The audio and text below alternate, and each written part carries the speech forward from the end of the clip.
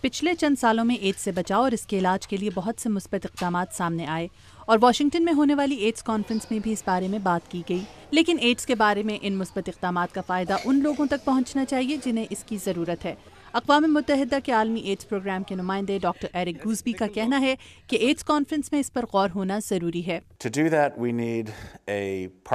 ایسا کرنے کے لیے ہمیں مختلف حکومتوں کا تعاون درکار ہوگا تاکہ وہ اس مقصد کے لیے اپنی گنجائش کے مطابق اپنے وسائل بروئے کار لا سکیں۔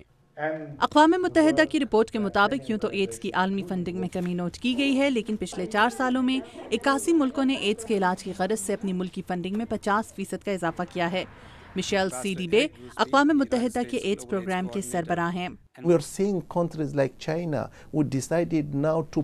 چین نے فیصلہ کیا ہے کہ اپنے ملک میں ایڈز پروگرام کے لیے تمام رقم خرچ کرے گا، اور یہی رجحان بھارت، روس اور برازیل میں بھی دیکھا جا رہا ہے۔ پہلے ایسا نہیں تھا، اور یہ ایڈز کے خاتمے کی سمت ایک مثبت قدم ہے۔ سی ڈی بے کا کہنا ہے کہ اقتصادی طور پر ابھرتے ہوئے مضبوط ملک بچوں میں ایڈز کے خاتمے کے لیے نئے پروگرام متعارف کرا رہے ہیں، جس کی وجہ سے وہاں ایڈز کے نئے کیسز کی تعداد میں نمایاں کمی دیکھی گئی ہے۔ ہمیں کامیابی کا یہ تسلسل برقرار رکھنا ہوگا۔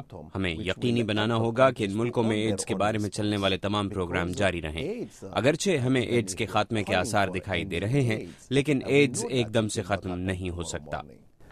ماہرین کہتے ہیں کہ اس وقت دنیا بھر میں 3 کروڑ 40 لاکھ لوگوں کو HIV ہے۔ پچھلے سال 25 لاکھ نئے کیسز سامنے آئے۔ ماہرین کا کہنا ہے کہ ابھی ایڈز کے خاتمے کے لیے بہت کچھ کرنا باقی ہے۔ ڈاکٹر اینتھنی فاؤچی امریکی ادارہ صحت سے منسلک ہیں اور ایڈز کے خلاف جدوجہد کا آغاز کرنے والوں میں سے ایک ہیں۔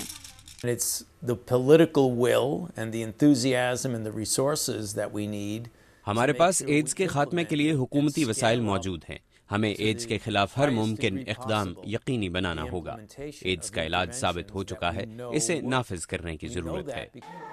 ماہرین کا کہنا ہے کہ اس سال ایڈز کانفرنس ایک ایسے وقت میں ہو رہی ہے جب اس مرض کے علاج کی سمت میں بہت سی کامیابیاں ہمارے سامنے ہیں، اور یہ امید بھی کہ دنیا سے جلد ہی ایڈز کا خاتمہ ممکن ہو سکے گا۔ ودوشی سنہا کے ساتھ مدیحہ انور، اردو VOA۔